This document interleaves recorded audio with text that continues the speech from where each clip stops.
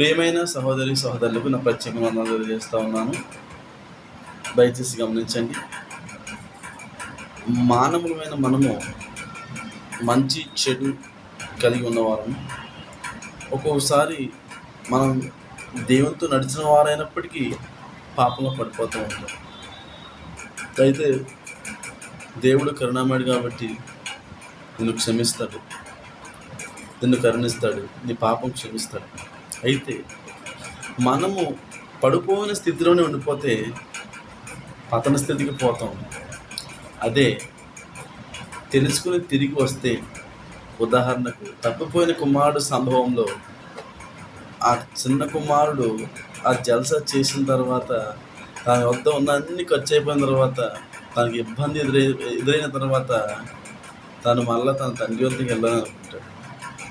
ఈరోజు మనము మన పాపాలతో, మన యొక్క ఆశలతో, మన యొక్క శరీరేచ్ఛలతో మనం నలిగిపోతూ ఉంటూ, అయ్యా నేను పాపం చేశాను, నేను నీకైతే ముఖం చూపించలేను, తను క్షమిస్తావు అని మనం ఆయన యొద్దకు మరలా తిరిగి రాగలిగితే ఆయన్ని క్షమించి నేను పరిశుద్ధంగా మారుస్తాడు. ఈ పాపం చేయని వారంటే ఎవ్వరూ లేరు. అందరూ పాపం చేసి దేవుడు అనుగ్రహించి మహిమను పొందలేకపోతున్నారని దేవుని వాక్యం సెలవిస్తోంది. కాబట్టి ప్రేమైన సహోదరులారా, ఉన్న స్థితిలో ఉండిపోతే నశించిపోతావు.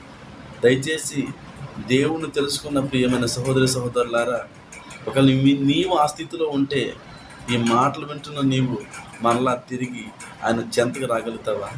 మళ్ళా ఆయన వాక్యాన్ని పట్టుకుంటావా? ఆయన పాదాలు పట్టుకుంటావా? ఆయనతో ప్రార్థనలో గడుపుతావా? దయచేసి గమనించండి. ఈ మాటలు నీకే సహోదరి సహోదరులారా, ఆయన విడవకండి. ఆయన నిన్ను విడిచిపెడితే ఘోరం అంట. బైబిల్ సెలవిస్తుంది, ఆయన మనల్ని విడిచుట ఘోరము.